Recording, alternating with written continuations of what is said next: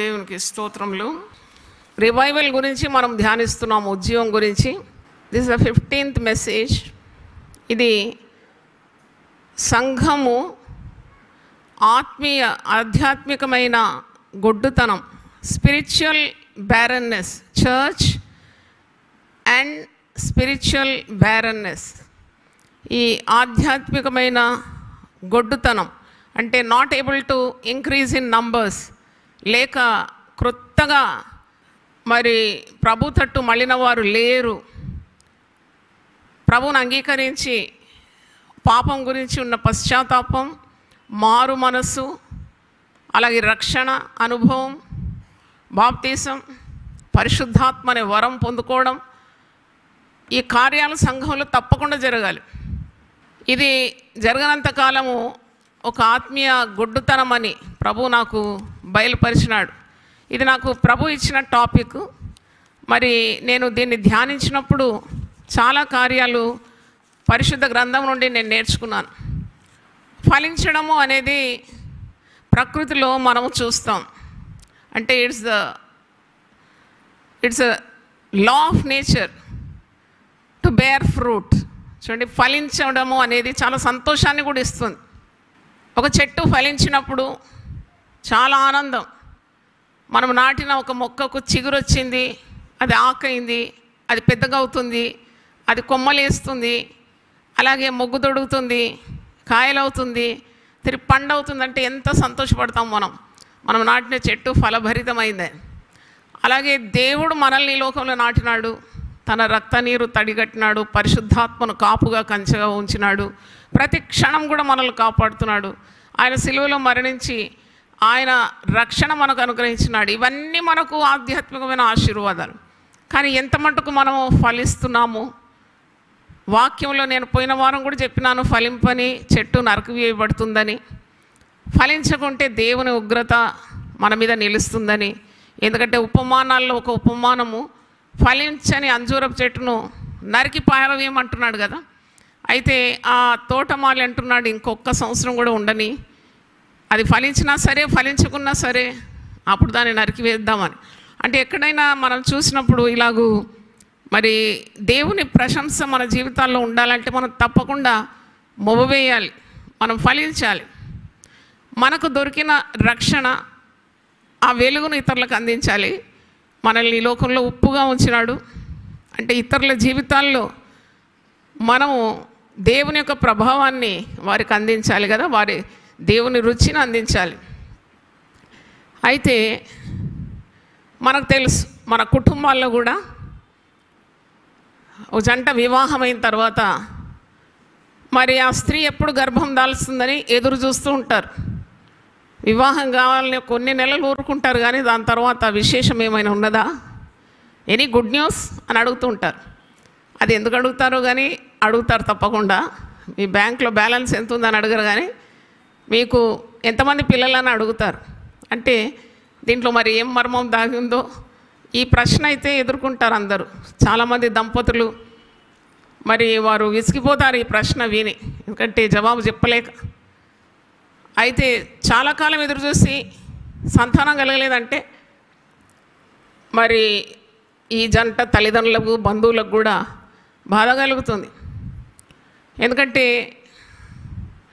తల్లిదండ్రులకేమో తాతలు కావాలని, అమ్మమ్మలు కావాలని, నానమ్మలు కావాలని వారికి ఆశ ఉంటుంది. అది దేవుడు పెట్టిన ఆశ.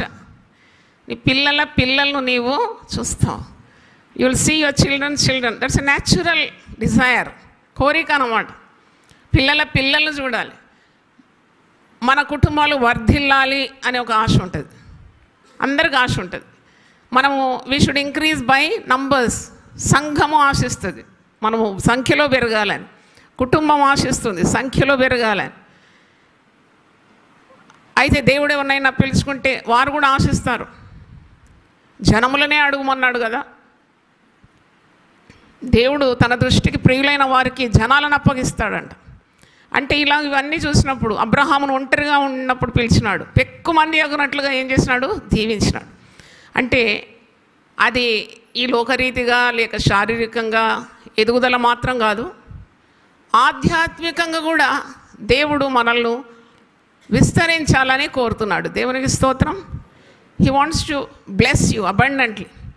అబ్రహాంను దేవుడు దీవించినాడు. నిశ్చయంగా నేను నిన్ను ఆశీర్వదిస్తాను, నిశ్చయంగా నేను నిన్ను విస్తరింప చేసేది. హెబ్రీ 6:14 ఉంది. అయితే ఒక స్త్రీ ఒక కుటుంబంలో గర్భవతి అయిందంటే ఎంత సంతోషం ఉంటుంది, ఎంత ఎదురుచూపులు ఉంటుంది. ఆమెకు ప్రత్యేకమైన మరి సంరక్షణ ఇస్తూ ఉంటారు. They take care of her health and see that she is okay all the 9 months. తర్వాత ఆమె ఏమి వార్త ఇవ్వబోతుంది, ఎవరికి జన్మనిస్తుంది, ఇవన్నీ కూడా చాలా ఆనందాన్ని కలుగజేస్తుంది, సంతోషాన్ని కలుగజేస్తుంది. పిల్లలు కన్న తల్లికి చాలా బాధ్యతలు ఉంటాయి, కానీ ఆ కుటుంబంలో పిల్లల వలన వారికి సంతోషం కూడా ఉంటుంది. అయితే పిల్లలు లేని వారి దుఃఖం ఇంతంత కాదు. పిల్లలు మాకు లేరు కదా, ఇతర పిల్లలు చూసినప్పుడు, తల్లులను చూసినప్పుడు వారికి బాధ కలుగుతుంది. వారితో మనం దయగా ప్రవర్తించాలి, వారిని ఆశీర్వదించాలి, ప్రార్థన చేయాలి. కొన్నిసార్లు ఈ ఇద్దరిలో మరి ఎవరికి లోపం ఉందో తెలియదు. కొన్నిసార్లు పురుషునికి లోపం ఉంటుంది, పిల్లలు గారు, కానీ ఆ స్త్రీనే గొడ్రాలంటారు అందరూ. ఆమె పిల్లలు లేరు అంటారు, కానీ అతని తప్పు బయటికి రాదు. అంటే అప్పుడు కూడా ఆమె ఎంత మూలుగుతూ ఎంత బాధపడుతుందో మనకు అర్థమవుతుంది. నేను ఇప్పుడు ఆధ్యాత్మికంగా మీకు బోధించాలంటే, సంఘము మరి ఒక వధువు స్థానంలో ఉంది, వరుడు ప్రభువు. ప్రభువులో ఏ లోపం లేదు, ఆయన సర్వాంగ సుందరుడు, హిస్ పర్ఫెక్ట్. కానీ ఇప్పుడు సంతానం లేదు, సంఘము గొడ్రాలుగా ఉందంటే అది ప్రభు నేరం కాదు, తప్పకుండా సంఘమే ఆ బాధ్యత వహించాలి. చూడండి, గైనకాలజీ దగ్గర పోయినప్పుడు స్త్రీని పరీక్షించి అంటారు, ఆమెకు యూట్రస్లో ఫైబ్రాయిడ్స్ ఉన్నాయి, సిస్ట్స్ ఉన్నాయి, ఆమెకు ఋతుక్రమం సరిగా జరగడం లేదు. ఇవన్నీ కూడా ఆమెలో ఉన్న బలహీనతలన్నీ కూడా ఆ గైనకాలజిస్ట్ ఎత్తి చూపెడతాడు. మరి ఒకవేళ అది చాలామందికి మనం ప్రార్థన చేసినప్పుడు దేవుడు మరి అవన్నీ చక్కబెట్టి దేవుడు మరి వారికి సంతానం ఇచ్చినాడు. యునైటెడ్ పీపుల్ ఫెలోషిప్లో చాలామంది అంటారు UPF is a fertility clinic. ఇక్కడ రాగానే దేవుడు అద్భుతం చేస్తాడు, పిల్లలు పుడుతున్నారు. అంటే నాకు చాలా సంతోషం. ప్రతిసారి బిడ్డలు పుట్టినప్పుడు నేను అనుకుంటాను, దేవా నువ్వు యునైటెడ్ పీపుల్ ఫెలోషిప్ను నువ్వు వృద్ధి చేస్తున్నావు కదా, నీకు వందనాలు. మరి ఇలాగ మనము అక్షరార్థంగా సంతోషిస్తాం, చాలా ఆనందం కలుగుతుంది మన పిల్లలంటే. ఇప్పుడు సంఘము కూడా వధువు సంఘం వరునితో ఏకమై ఆ యొక్క మర్మం చాలా గొప్పదని ఎఫెసీ పత్రికలో మనం చూస్తాం 5వ అధ్యాయంలో. సంఘము వరుడైన ప్రభుతో ఏకమై మరి పిల్లలను కంటుంది. అది ఎఫెసీ పత్రిక 5:32లో. ఈ మర్మము చాలా గొప్పది, చాలా గొప్పది. The bride, the church becomes one with the bridegroom Jesus and delivers plenty of people. అంటే అది ఎంత అద్భుతమైన కార్యం కదా. మరి ఈ డిసెంబర్ మాసంలో మా ఇంటి ప్రక్కన ఒక వాచ్మెన్ ఫ్యామిలీ ఉంది. అక్కడ 2వ సంతానంగా ఒక బిడ్డ పుట్టింది. ఆ బిడ్డ మరి ఏడుస్తుంటే నాకు ఒకలాంటి సంతోషం, ఏదో మా స్థలంలో ఇంకొక మరి నూతన సృష్టి వచ్చింది కదా. నేను డిసెంబర్లో వాళ్ళకు కేకు, క్యాలెండరు, తర్వాత ఒక కానుక కూడా ఇచ్చాను, వారిద్దరికి బట్టలు కూడా పెట్టాను. మరి ఎందుకంటే నాకు సంతోషం, ఒక చిన్న పాపను ఎత్తుకొని ఎంత ముద్దుగా ఉంది, దేవుని స్తుతించినాను. మళ్ళీ 2 రోజులైనప్పుడు ఇంటి ముందు కూడా ఇంకో పాప పుట్టింది. వారికి కూడా నేను కానుక ఇచ్చి, మరి క్యాలెండర్ ఇచ్చి, బట్టలు ఇచ్చి, కేక్ ఇచ్చి, అంటే నాకు సంతోషం పట్టలేనంతగా అనిపించింది. చిన్న బిడ్డలు అంటే అలాగూ సంఘములో మరి నూతన సృష్టి, నూతనంగా జన్మించే బిడ్డలంటే సంఘానికి ఎంత ఆనందం కలగాలి కదా. The whole church should rejoice. దేవుని స్తోత్రం. మరి చిన్నగా పుట్టిన బిడ్డలను ఎప్పుడు తల్లే ఎత్తుకోవాలని ఏం కాదు, అక్కడ ఎదిగిన బిడ్డలు ఉంటారు. అయితే నేను ఈ సమయంలో నా మనమరాల గురించి చెప్పాలి. రిషల్ గురించి. మలేషియాలో ఉన్నారు వాళ్ళు, చెరిల్ పిల్లలు ఇద్దరు. రిషల్ 7 సంవత్సరాలు 5-6 సంవత్సరాల గ్యాప్లో 2వ సంతానం వచ్చింది, నెతాన్యా. అయితే ఈ నెతాన్యా సంరక్షణ అంతా చాలా మట్టుకు రిషలే చూస్తుంది. నేను చాలా ఆశ్చర్యపడినాను. తల్లికి ఎంత సహకారిగా ఉంది. చిన్న నాప్కిన్స్ అందియడము, పౌడర్ అందియడము, స్నానం చేపించి వచ్చేలోగా అన్నీ రెడీ పెడుతుంది అనమాట. ఆఖరికి ఒక వీడియో పంపించింది నాకు. ఏంటంటే ఆమె వడిలో ఎంతున్నది 6 ఏళ్ళ పాప 7 ఏళ్ళ పాప వడిలో ఆ నెతాన్యాన్ని ఎత్తుకొని నిద్రపెడుతుందన్నమాట. ప్రతిరోజు రాత్రి ఆమె పైనట నిద్రపెట్టడం. అప్పుడు కూడా నాకు చాలా ఆనందం అనిపించింది. సంఘం ఇవన్నీ నేర్చుకోవాలి. అన్ని పనులు కొందరే చేయాలని కాదు.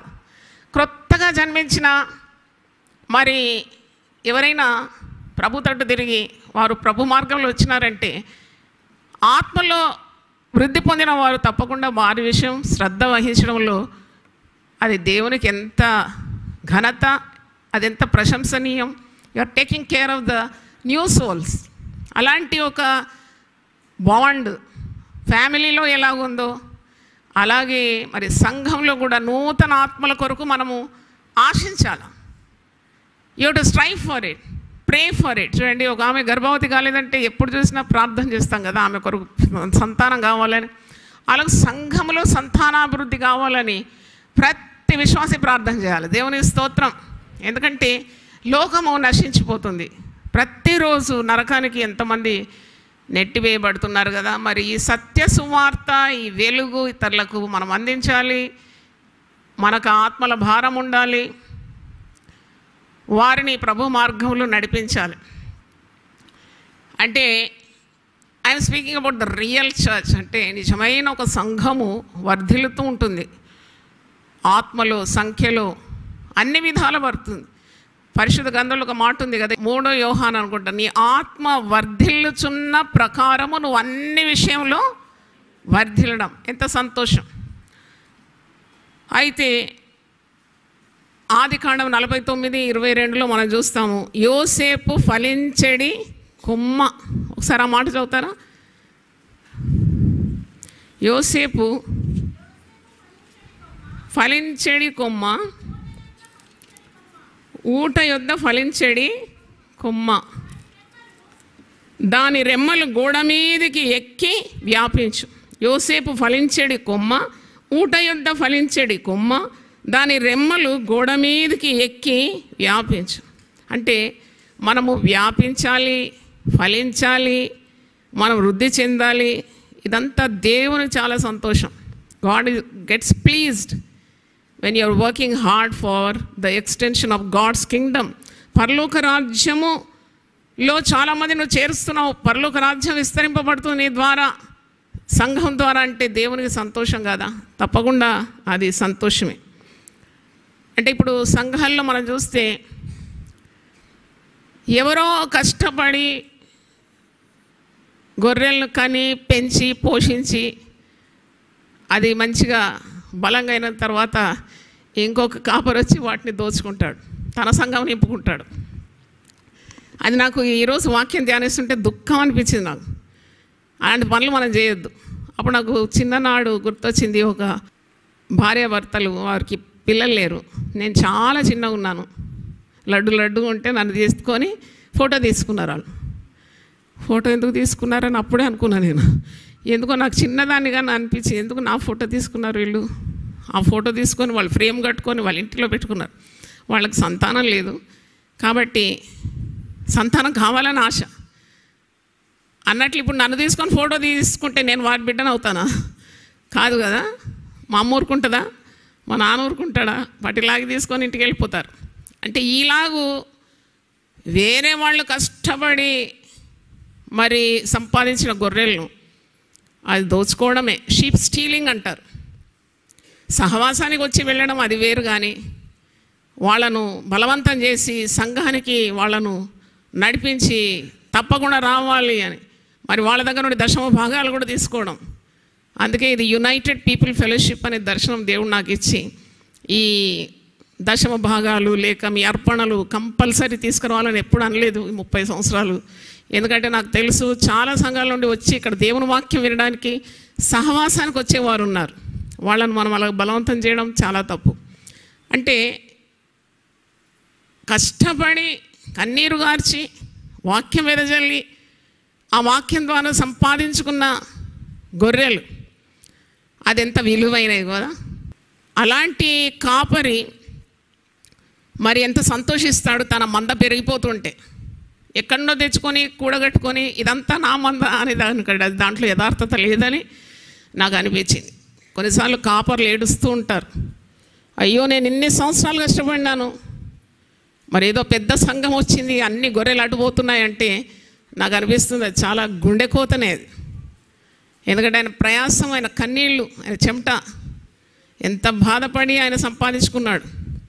మరి గొర్రెలను సంపాదించడం మాత్రం కాకుండా గొర్రెలు ఆ కాపరిని వదిలిపోకుండా కూడా ఈ కాపరి శ్రద్ధ వహించాలి.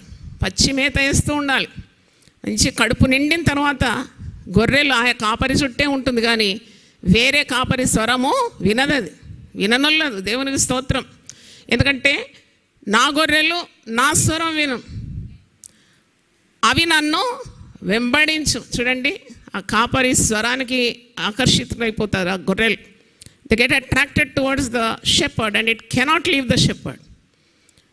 అలాగుండాలి సంఘము అంటే. సార్వత్రికమైన సంఘము వేరు, మరి దేవుడు దర్శనమిచ్చి ఒక్కొక్కరు నిలబెట్టి వారి వారి గుంపులు లేక వారికి ఒక మందనిచ్చి నడిపిస్తున్నాడు. కానీ అన్ని సంఘాలు కలిస్తే వధువు సంఘం అయిపోతుంది. కానీ ప్రయాసపడడం, ఆత్మలను రక్షించడం, మరి వారిని విశ్వాస మార్గంలో నడిపించడం, అది దేవుని చేత పిలువబడిన వారు తప్పకుండా పాటించాల్సిన కార్యం. అంటే సంఘం అభివృద్ధి పొందాలంటే ప్రతి విశ్వాసి తన వంతు ప్రయాసాన్ని మరి చేయాలి, తన వంతు ప్రయాసం చేయాలి, తన వంతు కష్టం చేయాలి. అంటే చాలాసార్లు మనం అనుకుంటాం it is the duty of the pastor, పాస్టరే అన్నీ చేయాలని కాదు. ఆ సంఘంలో వచ్చే ప్రతి విశ్వాసికి ఆ బాధ్యత ఉన్నప్పుడు, ఆ రెస్పాన్సిబిలిటీ ఉన్నప్పుడు, అయ్యో నేను అందుకున్న ఈ వెలుగు నేను ఇతరులకు అందించాలి, నేను పొందుకున్న ఈ స్వస్థత, ఈ కార్యాన్ని ఇతరులకు నేను చెప్పాలి, నా సంఘం గురించి ఇతరులకు నేను పరిచయం చేయాలి అన్నట్టు వేరే సంఘం నుండి మళ్ళించడం అది తప్పు. కానీ మరి ఎంతమంది ఆత్మలు నశించిపోతున్నారు కదా.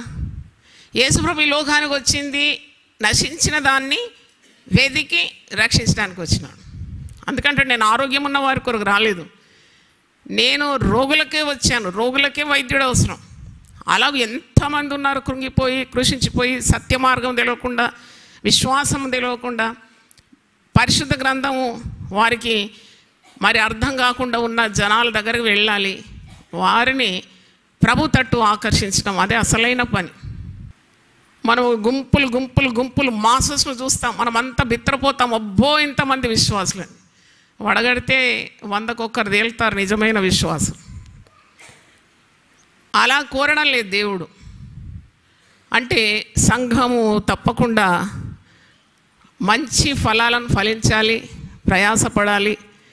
మరి అనేక ఆత్మలను ప్రభు తట్టు మళ్ళించడానికి ఉన్న ప్రయత్నాలు సాగుతూనే ఉండాలి. సంఘంలో ప్రార్థన ఎక్కువ ఉండాలి. నేను చెప్పాను కదా, ఎన్నో మెట్లు చెప్పాను, 10 మెట్లని, ఉద్యోగం అనగా ఏమని, అనేక అంశాల మీద నేను మాట్లాడినాను.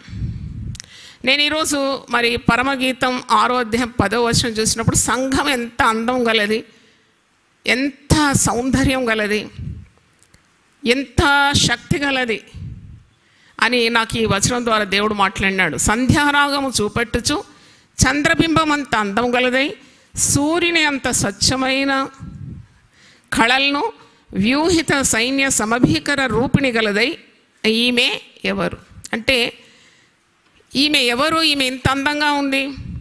పరమగీతాలు నేను బోధించినాను 8 అధ్యాయాలు కూడా, అది 40 ప్రసంగాలకు పైగా ప్రతిరోజు పరమగీతాలు శిలువ ధ్యానాల్లో మరి నేను బోధించినాను. అయితే వధు సంఘము ఇలాగుండాలని, సంధ్యారాగం చూపెట్టచ్చు చంద్రబింబం అంత అందము గలదు. ఇక్కడ సూర్యుడున్నాడు, చంద్రుడున్నాడు, నక్షత్రాలు కూడా ఉన్నది ఒక్క వరుసలో. అంటే ఎంత అందము, ఎంత టీవీ, ఎంత బలము, ఎంత స్వచ్ఛత, ఎంత కళ. మరి వ్యూహిత సైన్య సమభీకర రూపిణి అగు ఈమె ఎవరు అంటే సంఘము అంటే కోట్లాను కోట్ల విశ్వాసులతో కలిసి ఉంటే ఆ సంఘానికి ఎంత బలం, ఎంత శక్తి, ఎంత అందం, ఎంత రూపం కదా. అంటే దాని వివరణ అలాగుందన్నమాట. మనము చాలా కాలం నుండి వింటున్నాము క్రైస్తవులు ఎంత పర్సెంటేజ్ అంటే 2%. నేను పుట్టినప్పటి నుండి అదే వింటున్నాను. మరి ఉండొచ్చు చాలామంది రహస్యంగా ప్రభువును ఆరాధించేవారు, ప్రభువును వెంబడించేవారు. కానీ వృద్ధి చెందాలి. వృద్ధి చెందడానికి ఉన్న మరి పరిశ్రమ ఉండాలి, సంఘం చేపట్టాలి. సంఘానికి హింసలు అంటారు కదా. అవును, హింసలు చాలా ఉంది. మీరు ఇంకా ఆ యొక్క డేటా అంతా చూస్తే భయకంపితంగా ఉంది. దినాలు చాలా బాధ కలిగించి మనకు భయకల్పితమైన దినాలు ఉన్నవి. అది సత్యం, దాంట్లో మరో మాట లేదు. కానీ సంఘము భయపడడం లేదు. సంఘము శక్తి కలిగింది. ఈ పరమగీతం 6:10 చూసినప్పుడు దాని అందం, దాని శక్తి, దాని బలం చూడండి ఎంత బాగుందో. ఆ వివరణ చూడండి. అంటే మరి గంభీరంగా సంఘం కనబడుతుంది. సంఘము సమస్యలకు, హింసలకు కుంటుపడిపోవడం లేదు. సంఘములో ఎవరున్నారు? దేవుడు ఉన్నాడు. దేవునికి స్తోత్రం. దేవుణ్ణి ఎవరైనా అణచగలరా? దేవుని శక్తిని ఎవరైనా త్రొక్కివేయగలరా? దేవుణ్ణి ఎవరైనా కాదనగలరా? దేవుడు ఎప్పుడైనా ఓడిపోతాడా?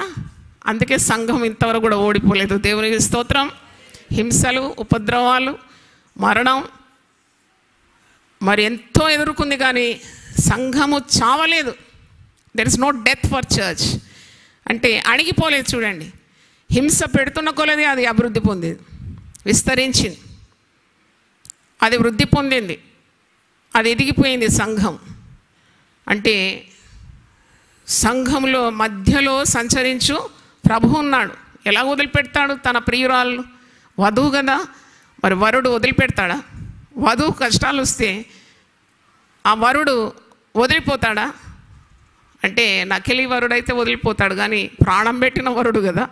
సంఘం కొరకు ఆయన రక్తం కార్చినాడు, ప్రాణమే క్రయధనంగా ఇచ్చినప్పుడు సంఘముకు పరిస్థితులు తికమక అవుతుంది, బాధలు కలిగినప్పుడు ఆయన వదిలిపెట్టాడు. అందుకే అంటాడు, శ్రమలో నేను నీకు తోడై ఉంటాను, యుగ సమాప్తి వరకు నేను నీకు సదాకాలము తోడుగా ఉంటాను. దేవుని స్తోత్రం. Hallelujah. How nice to recollect God's promises. పరమగీతం 8:5 ఉంది, తన ప్రియుని మీద ఆనుకొని అరణ్య మార్గమున వచ్చినది ఎవతి? ప్రియుని మీద ఆనుకుంటుంది సంఘము. ఇక్కడ కూడా సంధ్యారాగం చూపెట్టుచు చంద్రబింబం అంత అందం గలదై, సూర్యుని అంత స్వచ్ఛమైన కళలు గలదై, వ్యూహిత సైన్య సమభీకర రూపిణి అవు. ఈమె ఎవరు అంటే ఆమె సంఘం అన్నమాట. అక్కడ రాసుకోండి మీరు, సంఘం. ఇక్కడ తన ప్రియుని మీద ఆనుకొని అరణ్య మార్గం వచ్చిన దేవత అంటే అది కూడా సంఘమే. సంఘము సమస్యల పాలైనప్పుడు, హింసింపబడినప్పుడు ఎవరి మీద ఆనుకొని అరణ్య మార్గంలో వస్తుంది? ప్రియుని మీద. ప్రియుడెవరు? యేసు ప్రభువు మీద ఆనుకున్నది. అది ఎంత కరుకు మార్గమైనా, ఎంత భయంకరమైన మార్గమైనా, ఎంత చీకటైనా, ఎంత చిక్కటి అడవైనా భయం లేదు. ఎందుకంటే సంఘము ఎవరి మీద ఆనుకుంది? ప్రియుని మీద ఆనుకుంది. హల్లెలూయా. కనుక మరి సంఘం యొక్క స్థానం ఎంత విలువైందో మీకు ఇప్పుడు అర్థమై ఉండొచ్చు. అంటే యేసు ప్రభు భర్త అయితే ఏ స్థానంలో ఉంది సంఘము? భార్య స్థానంలో ఉంది. చప్పట్లు కొట్టి దేవుని స్తుతిద్దాం. హల్లెలూయా, హల్లెలూయా. మనం చాలా సంఘాల గురించి మనం ధ్యానించినాం గత వారాల్లో. సార్దిస్లో ఉన్న సంఘము చచ్చిన సంఘం. There is no life in the church. లవోదిక సంఘము నులివెచ్చని సంఘం, లూక్వామ్ చర్చ్. తర్వాత పోయిన వారం కూడా నేను అనేక సంఘాల గురించి మీకు చెప్పినాను. గుడ్డి సంఘము, చెవిటి సంఘము, మూగి సంఘము, కుంటి సంఘము, అంగవైకల్యం గల సంఘము. ఈరోజు ఏం సంఘం? గొడ్రాలైన సంఘం. No production. అంటే చాలా సంఘాలు నేను చూసినప్పుడు మరి 40 ఏండ్ల క్రింద ఉన్న 30 మందే ఉంటారు. 40 ఏండ్లు అయినాక కూడా వాళ్ళు చాలా గర్విస్తారు కూడా. మేము చాలా ప్రిన్సిపల్డ్, మేము 30 మంది, మేము 40 ఏండ్ల క్రింద ఉన్న 30 మంది విశ్వాసులం అంటాం. అది ప్రభు దాని గురించి ఏమన్నా సంతోషిస్తాడా? కాదు. వాళ్ళు ఎదగలేదు. ప్రభు చిత్తమైతే అవిటి సంఘం కూడా గురించి చెప్పాలని నాకు ఆశ ఉంది. అవిటి అంటే పుట్టినప్పుడు ఎంత ఉందో అంతే ఉందన్నమాట. అది మరి పెరగడం లేదు, ఎదగడం లేదు. అయితే ఈరోజు మనం ధ్యానించేది బ్యారన్ చర్చ్, అంటే గొడ్రాలైన సంఘం. చాలా మనం సంఘాలను చూసి చాలా ప్రశంసిస్తాం. ఏమంటామంటే oh their beautiful church, very beautiful, very beautiful. అలాగంటే నాకు పరిశుద్ధ గ్రంథంలోని కొంతమంది స్త్రీలు గుర్తొచ్చినారు. చాలా అందమైన వాళ్ళు, మరి చక్కని రూపశిలు, మరి వృద్ధాప్యంలో కూడా అందాన్ని పోగొట్టుకోనని వారు. వృద్ధాప్యంలో 90 ఏండ్లకు కూడా ఒక అందగత్తె బైబిల్లో ఉంది. ఎవరామె? 90 ఏండ్ల వయసులో కూడా మరి ఐగుప్తు రాజైన ఫరో ఆమెను చూసి ఆకర్షితుడైనాడు. గెరారు రాజైన అబీమెలెకు కూడా ఆకర్షితుడైనాడు. శ్రమించినాడు కదా ఈ భార్యను పొందుకోవడానికి. 14 years he laboured for Rachel. కానీ దేవుడు సంతానం ఇవ్వలేదు. ఆమె ఆదికాండం 30వ అధ్యాయం 1వ వచనంలో వెళ్ళి యాకోబుని అడుగుతుంది, నాకు సంతానం ఇస్తావా లేదా, నేను చస్తాను లేకుంటే అంటుంది. You read Genesis 31st verse. యాకోబు దగ్గర పోయి అంటుంది, నాకు సంతానం ఇస్తావా, నువ్వు సంతానం నాకు ఇవ్వకుంటే నేను చచ్చేదాను. I will die if you do not give me a child. రాహేలు తాను యాకోబునకు పిల్లలు కనకపోవుట చూచి తన అక్కయందు అసూయపడి చచ్చేదనాను. అంటే నాకు గర్భఫలం ఇమ్ము, లేని ఎడల నేను చచ్చేదనా, నేను చచ్చిపోతాను నువ్వు నాకు ఇవ్వకుంటే. అప్పుడు యాకోబు అంటాడు, ఏంటి నీకు గర్భఫలం ఇవ్వడానికి నేను దేవుని స్థానంలో ఉన్నానా? అంటే నన్ను అడగొద్దు, ఎవరిని అడగాలి? దేవుణ్ణి అడుగు, దేవుని ఇస్తాడు. శారాకు మరి 90 ఏళ్ళకు గర్భం తెరిచినాడు దేవుడు. ఎవరైనా సంతానం లేకుంటే నేను ఈ వాక్యం రాయమంటాను, హెబ్రీ 11:11. వాగ్దానం చేసిన వాడు నమ్మదగిన వాడని ఎరిగి ఆమె వయస్సు గతించినదైనను దేవుడు నమ్మదగిన వాడని ఎంచి గర్భము ధరించుటకు ఆమె శక్తి పొందెను. దేవునికి స్తోత్రం.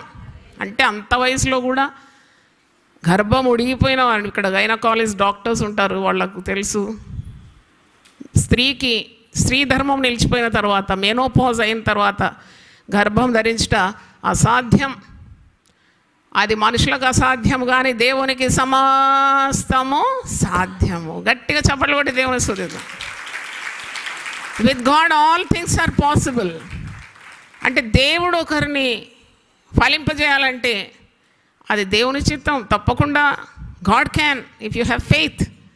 అందుకే ఆ వాక్యం రాయమని నేను చెప్తాను. హెబ్రీ 11:11 మీకు గర్భం దేవుడు ఇచ్చేంతవరకు రాయండి. 10 సార్లు రోజుకు రాసి పొందుకోండి, అది విశ్వాసం ద్వారా.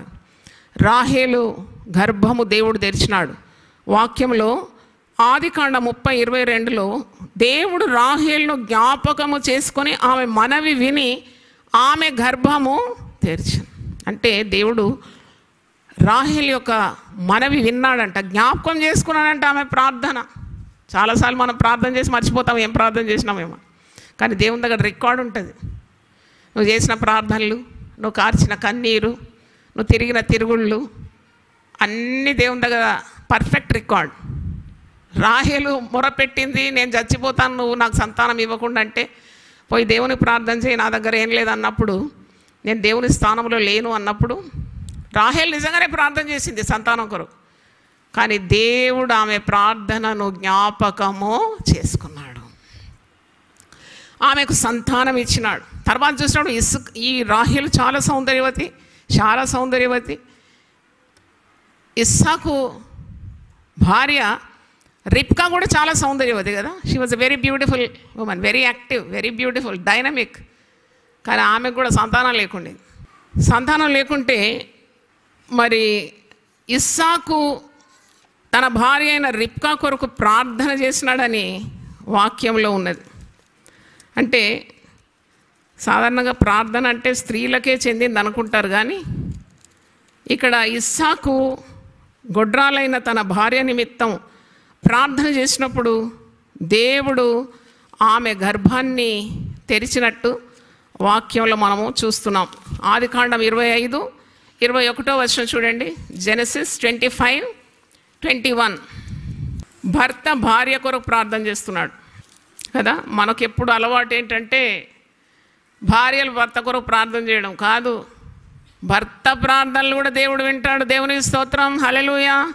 ఆదికాండం 25:21, ఇస్సాకు భార్య గొడ్రాలు గనుక అతడు ఆమె విషయమై యెహోవాను వేడుకొనెను. యెహోవా అతని ప్రార్థన వినెను గనుక అతని భార్య అయిన రిబ్కా గర్భము ధరించెను. హల్లెలూయా, గట్టి చెప్దామా? అంటే గాడ్ హియర్స్ ద ప్రేయర్. చూడండి, ప్రార్థన చేసినప్పుడు విన్నాడు, రిబ్కాకు సంతానం కలిగింది.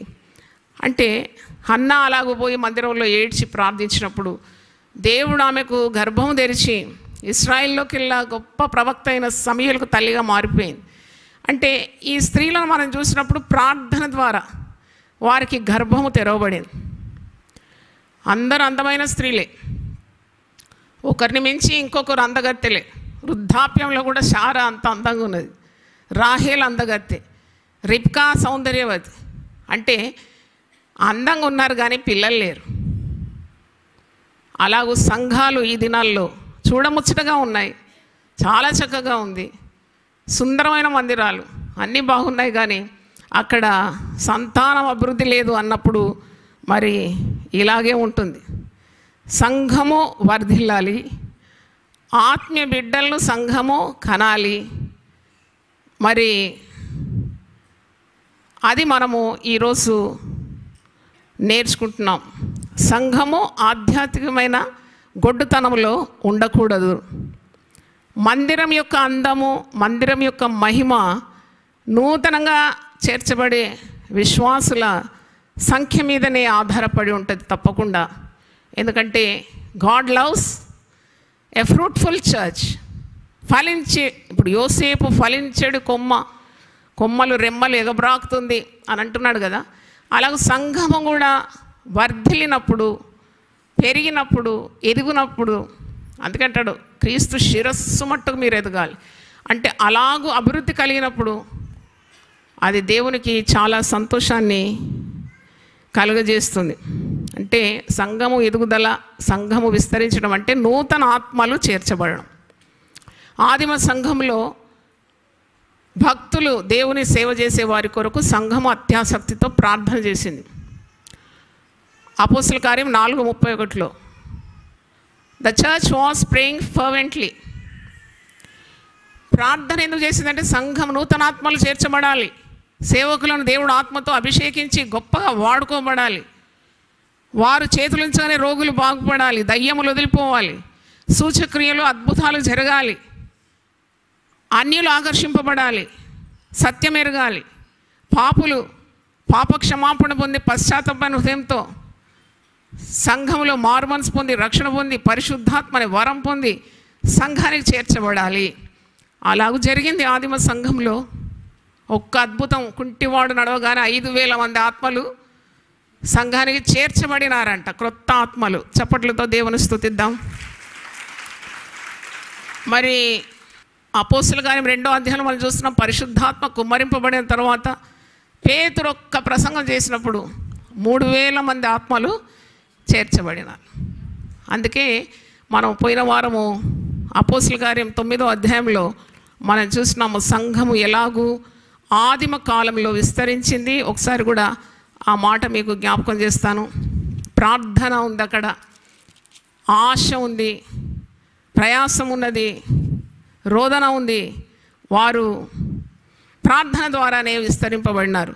అపోస్తల కార్యం 9:31 కావున యూదయ, గలిలయ, సమరయ దేశములందంతటా సంఘము క్షేమాభివృద్ధి నొందుచు, కింద ఫుట్నోట్లో కట్టబడుచు, సమాధానం కలిగి ఉండెను, మరియు ప్రభువునందు భయమును పరిశుద్ధాత్మ ఆదరణయు కలిగి నడుచుకొనుచు విస్తరించుచుండెను.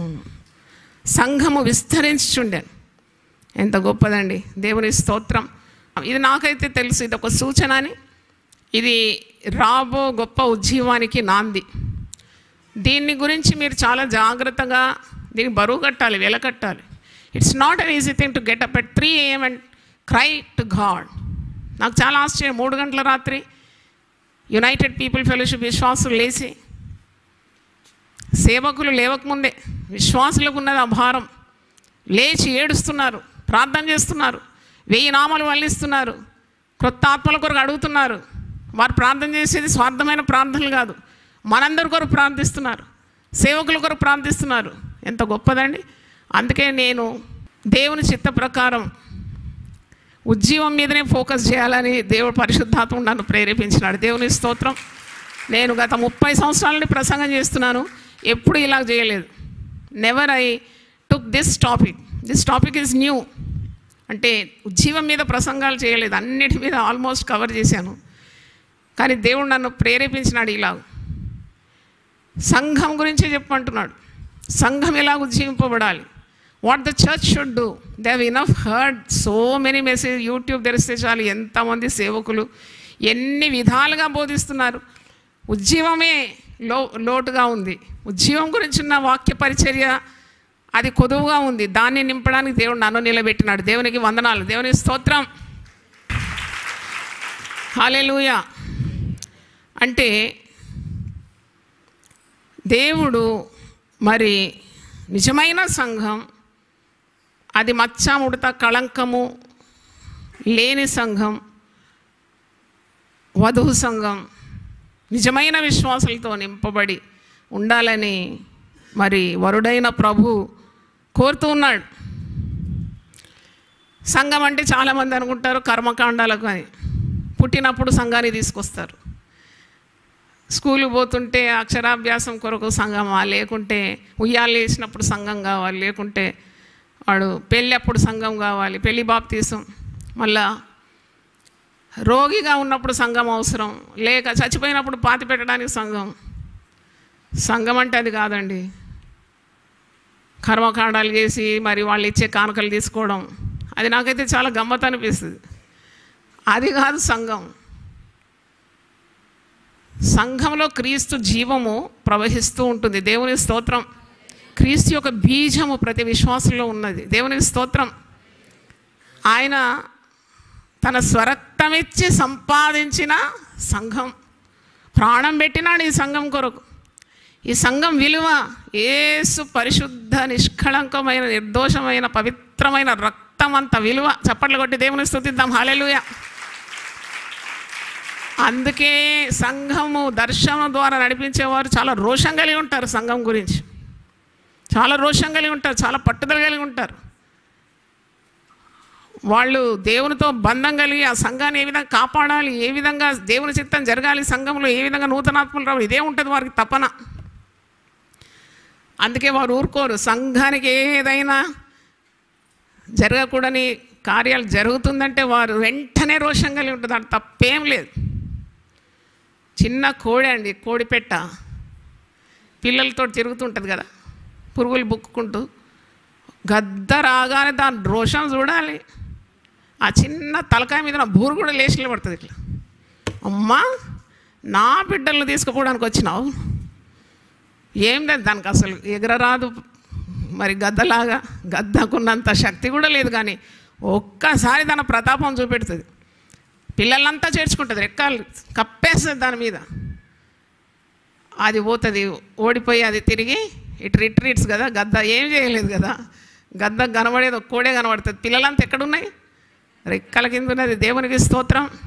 నేను ఎప్పుడు అనుకుంటాను, ఈ పిట్టకే తెలుసు దాని పిల్లలను కాపాడాలని. ఇంత తలకాయ, దాని మెదడెంత ఉంటుందో ఒక మరి గోధుమ గింజను మెరుగులాగా ఉంటుంది అంతే బ్రెయిన్. దానికే తెలుసు పిల్లలను కాపాడాలని. సంఘాన్ని కాపాడడానికి దేవుని జ్ఞానం లేదంటారా? హల్లెలూయా, హల్లెలూయా. అందుకే భక్తులు ఏం భయపడే అవసరం లేదు. There is nothing to fear, there is nothing to fear. అందుకే ప్రభు అన్నాడు, మీరేం భయపడద్దు. వారు మీ ప్రాణాలు తీసేస్తారేమో కానీ వారు మీ ఆత్మలను తాకలేరు. నా తండ్రి సెలవు లేకుండా మీ తల వెంట్రుకల్లో ఒక్కటైనా నేలకు రాలేదన్నాడు. దేవునికి స్తోత్రం. హల్లెలూయా. అందుకే సంఘం గురించి మనం పనిచేసేటప్పుడు మనం వివేకం కలిగి ఉండాలి, పాములాగా ఉండాలి, నిష్కపటంగా పావురంలాగా ఉండాలి. మనం తోడేళ్ల మధ్యలో గొర్రెల వల్లే ఉన్నాము. మనుషులను గురించి జాగ్రత్తగా ఉండాలి. ఇవన్నీ సరిగానే ఏదో నీ ప్రాణం పోతుందని భయపడే అవసరం లేదు. నీ ప్రాణం పెట్టడానికి ఉన్న ధైర్యం ఉండాలి. దేవుని స్తోత్రం. It's worth living for, it's worth dying for. ఈ సంఘం కొరకు నువ్వు జీవించడానికి తగింది, ప్రాణం పెట్టడానికి కూడా తగింది. ప్రభు కొరకు సాక్ష్యం వహించడానికి ఎప్పుడు కూడా వెనుకాడకూడదు. దేవునికి స్తోత్రం. మరి ఈరోజు దేవుని వాక్యం వింటున్న దేవుని బిడ్డలారా, మరి మనము వధూ సంఘం ఎప్పుడు దేని మీద ఏకాగ్రత కలిగి ఉండాలి? వధూ సంఘము వరుని మీద. Very good. వరుడే ప్రధానం అన్నమాట. అంటే Jesus should be the centre of the church. విశ్వాసులందరి గురి గమ్యము ప్రభు అయి ఉండాలి. అయితే మనం చూస్తున్నాము ఈ దినాల్లో నాయకుల మీద గురి పెట్టుకుంటారు, వాళ్ళ ఐకాన్స్గా చేస్తారు. నాకు నా సంఘంతో దేవుని స్తుతించాలనుకున్నాను. ఎందుకంటే ఇప్పుడు వేరే పెద్ద పెద్ద వాళ్ళని పిలిస్తే ఆ దేవుని మీద ఉన్న దృష్టి ఫోకస్ మళ్ళీపోతుందేమో, వాళ్ళని చూసుకుంటూ వాళ్ళకు మర్యాదలు ఇస్తూ. వద్దు, యునైటెడ్ పీపుల్ ఫెలోషిప్లో ఉన్న మంద కలిసి వారికి సాక్ష్యం చెప్పుకొని పాటలు పాడుకొని దేవుణ్ణి ఆరాధించని, అప్పుడు దేవునికి ఎంత ఘనత కలుగుతుంది కదా. అంటే జీసస్ లవ్స్ ఇట్. అంటే when the church totally focused on him, అంటే ప్రభు మీద గురి కలిగి ఉండాలి. ప్రేమాయానం అంటారు కదా, ఇద్దరు వ్యక్తులు ప్రేమిస్తే వాళ్ళు మైమరిచిపోతారు. వాళ్ళకి ఇంకా సరౌండింగ్లో ఏమవుతుందో ఏం తెలియదు. వాళ్ళు చాలాసార్లు చూస్తారు పబ్లిక్ పార్క్లో ఇంకెక్కడో, మర్చిపోతారు అనమాట వాళ్ళ చుట్టూ ఎవరున్నారని, మొత్తం మునిగిపోతారు. అలాగుండాలి సంఘం ప్రభుతో. దేవుని స్తోత్రం. చుట్టూ ఏమవుతుంటే నీకేంటి? ప్రభు ఉన్నాడు కదా నిన్ను కాపాడడానికి, రక్షించడానికి, నీ గురించి ఆలోచించడానికి. అంటే ప్రభు మరి తప్పకుండా తన సంఘాన్ని అలాగే ప్రేమిస్తాడు. మరి అసలైన ఉద్యోగం చూడాలంటే సంఘము ఏకాగ్రత కలిగి ఆ వరుడైన ప్రభువును వేడుకోవాలి. ఈనాటి సంఘాలను చూసినప్పుడు అనేక కూడికలు జరిపిస్తున్నారు, ప్రోగ్రాంలు, మరి కార్యాలు ఎన్నెన్నో జరగడం మనం చూస్తూ ఉంటాం. సో మెనీ ప్రోగ్రామ్స్, స్వస్థత కూటాలని, మరి ప్రాస్పెరిటీ గాస్పెల్ గురించి, లేక దేవుడు నీకు ఇది ఇస్తాడు, అది ఇస్తాడు, ఆశీర్వదిస్తాడు అని, ఆశీర్వాద పండుగలని, ఉజ్జీవ కూటాలని, లేక కనిపెట్టు కూటాలని, ఎన్నెన్నో కూడికలు మనం చూస్తాం. అయితే అయినా అది అంత చక్కగా మనకు కనబడినా ఇప్పుడు మనము ధ్యానించినట్లు షారాయి, రిబ్కా, రాహేలు చాలా సౌందర్యవతులే.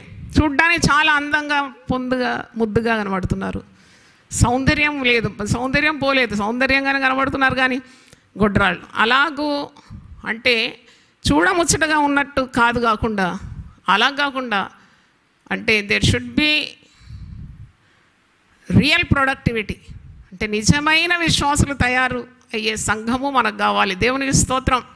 అంటే అలాగే అప్పుడే దేవుని నిర్ణీత కాలంలో సంఘం మీదకి ఉజ్జీవము మరి దేవుడు పంపిస్తాడని మరి నేను గమనించినానంటే ఐ వాజ్ జస్ట్ మెడిటేటింగ్, దేవుని వాక్యం ధ్యానిస్తున్నప్పుడు దేవుడు నాకు బయలుపరిచిన సత్యం ఒక మాట నాకు గుర్తొచ్చింది. యోవేలు గ్రంథం 1:17 విత్తనము మంటి పెడ్డల క్రింద కుళ్ళిపోతున్నది అంటాడు ఆ ప్రవక్త. అంటే విత్తనం విత్తినప్పుడు ఆ విత్తనము మంచి నేలను పడి నూరంతల ఫలం ఇవ్వాలి కదా. కానీ చాలా మట్టుకు మానవులు తమ శక్తి మీద ఆధారపడి చేసే ప్రయాసాలన్నీ కూడా భూమి కింద మట్టి పెడ్డల కింద ఆ విత్తనము మొలకెత్తకుండా చచ్చిపోయి కుళ్ళిపోతుంది అని అంటున్నాడు. అంటే అది ఎందుకు ఫలించడం లేదు అది ఆలోచించాలి. ఎంత విత్తనం విత్తుతున్నాము, ఫలమేది అని సంఘం ఆలోచించాలి. సంఘము it should take up the responsibility. ఏదైనా నువ్వు బాధ్యతను తీసుకుంటేనే అది నువ్వు నిర్వహించగలవు కదా.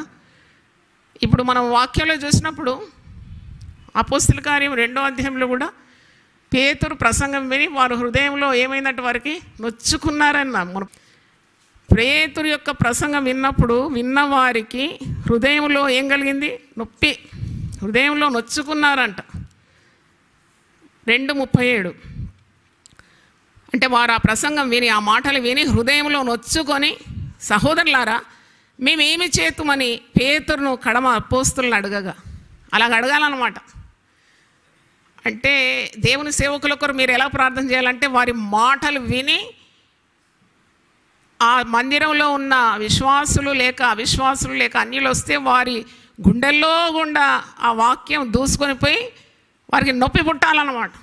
బా, ఇంత గొప్ప రక్షణ మేము ఎలా స్వీకరించాలి? ఇక్కడ ప్రశ్న అడుగుతున్నారు కదా.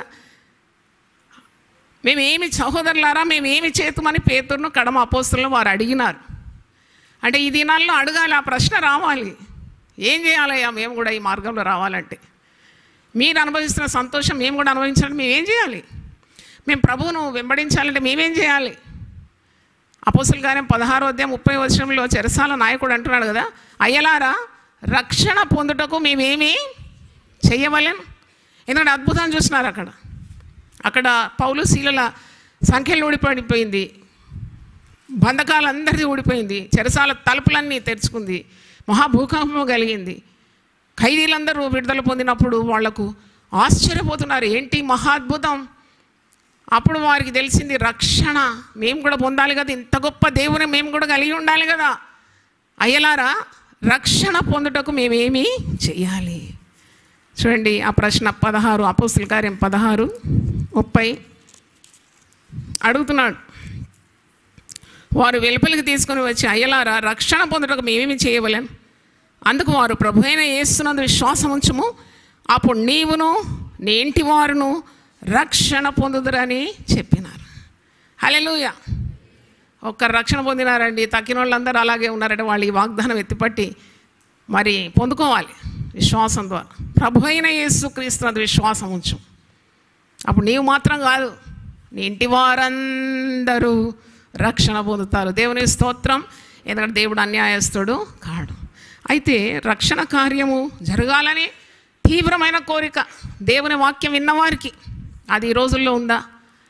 ఈ రోజుల్లో ఈ ప్రశ్న అడుగుతూ ఎవరైనా వస్తున్నారా? అప్పుడే అది జీవం గల సంఘం, అప్పుడే సంఘం వృద్ధి పొందుతుందని అర్థం. రావాలి పాస్టర్ల దగ్గర, సేవకుల దగ్గర వచ్చి మేమేం చేయాలి చెప్పండి, రక్షణ పొందడానికి మేమేం చేయాలి, what should we do to get saved? అది అడగనంతకాలం సంఘము వర్ధిల్లడం లేదనే రుజువు. ఇక్కడ చూడండి వచ్చి అడుగుతున్నారు. ఈ మాట విని హృదయంలో నొచ్చుకొని, సహోదరులారా మేమేమి చేతుమని పేతురును కడమ అపోస్తులు అనగా, పేతురు ఏమంటున్నాడు? మీరు మారు మనస్సు పొంది పాప క్షమాపణ నిమిత్తం ప్రతివాడు యేసుక్రీస్తు నామమున బాప్తిసం పొందుడి, అప్పుడు మీరు పరిశుద్ధాత్మను వరము పొందుదురు. ఇవన్నీ స్టెప్స్ అన్నమాట. సాల్వేషన్ అదే కదా. ఆల్టర్ కాలింగ్ ఇస్తారు, కరెక్టే. ఇప్పుడు వేరే స్టేట్లో ఆల్టర్ కాలింగ్ కూడా బంద్ చేసినారట. చూడండి ఎన్ని ఇబ్బందులు అవుతుంది. ఆల్టర్ కాలింగ్ ఇస్తే వచ్చేది రక్షింపబడిన వారు కాదు, ప్రతిసారి వచ్చిన వాళ్ళే వస్తారు. నాకు దాంట్లో పెద్ద నమ్మకం రాలేదు. ఎవరు నమ్ముకున్నారు యేసు ప్రభువుని ముందుకు రండి, అందరు గొర్రెదాట అనమాట, అందరు వచ్చేస్తారు. అరే పోయిన వారం వీళ్ళని చూసినా కదా, మళ్ళీ వాళ్ళనే చూస్తాం, ఆ సంవత్సరం అంతా వాళ్ళనే చూస్తాం. అలా కాదు. ఇక్కడ క్రొత్త విశ్వాసం, నూతనంగా ప్రభు మార్గంలోకి రావాలని ఆకాంక్ష కలిగిన వారు, వారికి చెప్తున్నాడు మార్గం. ఈ వాగ్దానం మీకును మీ పిల్లలకును దూరస్తులందరికీ అనగా ప్రభు అయిన దేవుడు తన యొద్దకు పిలిచిన వారికి అందరికీ చెందునని వారితో చెప్పాను. అంటే మీరు దేవుని తట్టు తిరగండి, పాపక్షమాపణ పొందిన తర్వాత పశ్చాత్తాపమైన హృదయంతో దేవుని అడిగినప్పుడు మీరు మారు మనసు కలిగి మీకు రక్షణ అనుగ్రహింపబడుతుంది. యేసు రక్తమందు మీరు కడగబడతారు. తర్వాత బాప్తీసం, దాని తర్వాత పరిశుద్ధాత్మని వరం మీకు మీకు మీకు మాత్రం కాదు, మీ పిల్లలకు. ఎంత చక్కగా ఇక్కడ రాసి ఉంది చూడండి. ఇంకో మాట అంటాడు 40వ వచనంలో, ఇంకను అనేక విధములైన మాటలతో సాక్ష్యం ఇచ్చి మీరు మూర్ఖులకు ఈ తరము వారికి వేరై రక్షణ పొందురని వారిని హెచ్చరించెను. మూర్ఖులకు ఈ తరం వారికి వేరే రక్షణ పొందుడు. మూర్ఖజనం, వక్రజనం మధ్యలో మనం ఉన్నాము. జీవవాక్యం పట్టుకొని జ్యోతుల వలె ఉన్నాం. We are the lighthouses, lampstand. We attract many people to the way, to the light, to the truth.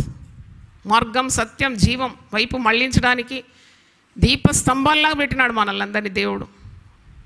Traffic police నిలబడతాడు రోడ్డు మీద, ఏటు చేయి చాపితే అటు అంత అంత అంత అధికారంలో ఉంటాడు ఆయన. ఆయన పొమ్మంటేనే పోతుంది. బండ్లన్నీ పెద్ద పెద్ద బండ్లు, పెద్ద బెంజ్ బండ్లు కానీ, ఎంత ఖరీదైన బండ్లు కానీ, they have to obey the traffic police. అలాగే మనల్ని ఈ లోకంలో విశ్వాసులుగా రక్షణ పొంది, బాప్తిసం పొంది, పరిశుద్ధాత్మని వరం పొంది, యేసు రక్తమందు కడగబడిన ప్రశస్తమైన జనం, ఈ మూర్ఖులైన ప్రజలకు మార్గం చూపెట్టడానికి ఉన్నాం. దేవుని స్తోత్రం, హల్లెలూయా. We are here to show them the way. నీ వంతు, నీ బాధ్యత నువ్వు నిర్వహించాలి. దేవునికి స్తోత్రం. మరి దేవుడు ఈరోజు మనందరితో మాట్లాడినాడు. ప్రార్థన చేయాలి, దేవుని చిత్తాన్ని మనం నెరవేర్చాలి, ఫలించాలి ప్రభు కొరకు. ప్రతి విశ్వాసి తన వంతు బాధ్యతను, సంఘము అభివృద్ధి పొందడానికి తన వంతు బాధ్యత, తన వంతు శ్రమ, తన వంతు కన్నీరు, తన వంతు ప్రార్థన, ఉపవాసం, సంఘము మరి శాఖోపశాఖలుగా వృద్ధి పొందాలని అనేకమైన ఆత్మలు. ఎంతమంది నశించిపోతున్నారండి అసలు. ఒకసారి నేను బ్యాంకులో పనిచేసేటప్పుడు, కోటిలో ఉండింది మా బ్యాంకు. సాయంకాలం ఇట్లా వస్తున్నాను, రోడ్డు క్రాస్ చేసి లక్షల మంది జనం. అది ఆఫీస్ అయిపోయిన తర్వాత జనాలు ఇంటికి వెళ్ళే టైం. ఇంతమంది జనంలో అసలు ఎంతమంది విశ్వాసులు ఉన్నారయ్యా అని నేను అడుగుతున్నాను దేవుని. అయితే ప్రభు అన్నాడు, వీళ్ళందరి బాధ్యత నువ్వు తీసుకుంటే ఈ ప్రజలందరూ నీ వశంలో అయిపోతారు అన్నాడు. దేవుని స్తోత్రం. అంత బాధ్యత నువ్వు తీసుకో మరి అన్నాడు. అవును, నిజంగా ఐ రిగ్రెట్. ఎందుకంటే అంత భారంతో ఒకవేళ నేను ప్రార్థించి ఉంటే భారతదేశం అంతా ప్రభు కొరకు సంపాదించుకునేదాన్నేమో కదా. దేవుడు మనతో మాట్లాడినప్పుడు మనం వెంటనే లొంగాలి. నన్ను అడుగుము, జనములను నీకు స్వాస్థ్యంగాను, భూమిని దిగంతముల వరకు సొత్తుగా ఇస్తానన్నాడు. మనము సంతృప్తి పొందుతాం, చాలులే అంతమంద చాలు, అంత చాలు కాదు. భక్తులు ఎప్పుడు అలా ప్రార్థన చేయలేదు. వారు దే వర్ నాట్ కంటెంట్. వారు ఉన్నదాంతో తృప్తి పొందలేదు. వారు ఇప్పుడు రాహేలు అడిగినట్టు అడిగినారు. యాకోబు దగ్గరకు వచ్చి, నువ్వు సంతానం నాకు ఇస్తావా లేదా, నేను లేకుంటే ఏం చేస్తాను, చచ్చిపోతాను నేను. అంత తీవ్రంగా అడిగితే తప్పకుండా దేవుడు అట్టి భక్తుల ప్రార్థన విని గొప్ప ఉజ్జీవాన్ని భారతదేశం మాత్రం కాదు ప్రపంచానికి పంపిస్తాడని నమ్ముతున్నాను నేను. కడవరి వర్షం కొరకు మనం ఎదురు చూస్తున్నాం కదా. అంటే ఎంతమంది ఈ వెలుగు మార్గంలో రావాలి. ఎన్ని అడ్డులున్నాయి, ఎన్ని ఆటంకాలున్నాయి, ఎన్ని హింసలున్నాయి, ఉపద్రవాలు ఉన్నాయి. కానీ వాటన్నిటినీ జయించడానికి అత్యధికమైన పరిశుద్ధాత్మ బలం విశ్వాసలోనే ఉన్నది. దేవునికి స్తోత్రం, హల్లెలూయా. అందరూ ఒకసారి లేచి పెడితే ప్రార్థన చేస్తాను. ప్రభువా నీ పరిశుద్ధ నామమునకు స్తోత్రం. సంఘము ఆధ్యాత్మికమైన గొడ్డుతనం అనే అంశం మీద, చర్చ్ స్పిరిచువల్ బ్యారన్నెస్ అనే అంశం మీద నీ దాసురాల్ని మరుగు చేసుకొని నువ్వు మాట్లాడినందుకు వందనాలు చెల్లిస్తున్నాను. ఉన్నదాంతో తృప్తి పడి ఉండడం, చేసిన పనితో తృప్తి పడి ఉండడం కాదు కదా ప్రభువా. నీవిచ్చిన ఆత్మల భారము ప్రకారం మేము ప్రార్థన చేసి రోధించి నశించే ఆత్మల గురించి ఉన్న శ్రద్ధ వహించి మా వంతు బాధ్యత మేము సక్రమంగా నిర్వహించి కన్నీళ్లతో వాక్యం విత్తినప్పుడు సంతోషంతో మేము పంట కోస్తామని, పిడికిడి విత్తనములు పట్టుకొని ఏడ్చు ప్రయాసంతో భారంతో మేము వాటిని విత్తినప్పుడు ఆనందగానంతో మేము పనులు మోసుకొని వస్తామని వాక్యంలో ఉన్నది. అలాంటి మరి గొప్ప దృక్పథము మాకు దయచేయమని, గొప్ప దర్శనము మాకు దయచేయమని, మా సంఘాన్ని మీరు దీవించి ఇతర సంఘాలను కూడా మీరు అభివృద్ధిపరిచి ఆదిమ సంఘము వలెనైనా మహత్కార్యాలు, సూచక్రియలు, మరి అద్భుతాల చేతను వాక్యాన్ని స్థిరపరిచినావని పరిశుద్ధ గ్రంథంలో మేము చూస్తున్నాం. సంఘము అత్యాసక్తితో ప్రార్థించినప్పుడు భక్తులు ధైర్యంతో దేవుని వాక్యాన్ని ప్రకటించినారు. వందలు వేలు సంఘమునకు ప్రతిరోజు చేర్చబడినారనే వాక్యంలో మేము చూస్తున్నాం. గొప్ప దేవ, అలాంటి ప్రార్థించే సంఘంగా మా సంఘాలన్నీ కూడా మారాలని మేము ప్రార్థిస్తున్నాం, కోరుతున్నాం. నాయనా, ప్రార్థనే ఉజ్జీవానికి తాళపు చెవి. Prayer is the key to revival. అలాంటి గొప్ప ఉజ్జీవము, అలాంటి గొప్ప కడవరి కుంభవర్షాన్ని మేము చూడడానికి మాకు సహాయము దయచేయమని, దేవుని వాక్యము వ్యర్థము కాదు, తప్పకుండా ఈ వాక్యము కొందరి హృదయాల్లో పనిచేస్తుందని నేనైతే నమ్ముతున్నాను. నాయనా, వారిని కూడా మీరు నీ యొక్క రాజ్య వ్యాప్తి కొరకు వాడుకోవాలని మనసారా ప్రార్థిస్తున్నాను. మార్చునైనా గొప్ప కార్యాలు చేయడానికి మాకు సహాయం దయచేయండి. మీరే మమ్మల్ని దీవించి పంపుమని, నీ ఆత్మతో మమ్మల్ని నింపుమని యేసు పరిశుద్ధ నామములో అడిగి వేడుకుంటున్నాను తండ్రి. Amen, amen. తండ్రి అయిన దేవుని ప్రేమ, యేసు క్రీస్తు కృప, పరిశుద్ధాత్మ సహవాసం మనందరితో సదాకాలం తోడుగా ఉండును గాక. ఆమెన్, ఆమెన్. God bless you. God bless you.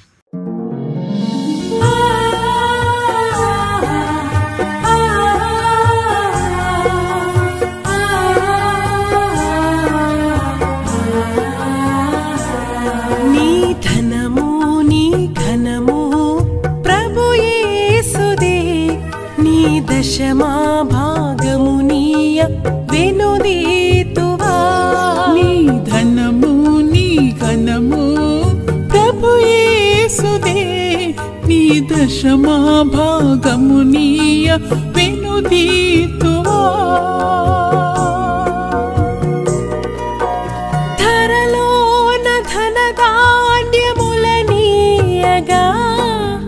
కరుణించి కాపాడి రక్షింపగా. ధరలోన ధనధాన్యములనీయగా కరుణించి కాపాడి రక్షింపగా. పరలోకనాదుండు నీకీయగా మరి యేసు కొరకీయ వెనుదీతువా. పరలోకనాథుండు నీకీయగా మరి యేసు కొరకీయ వెనుదీతువా.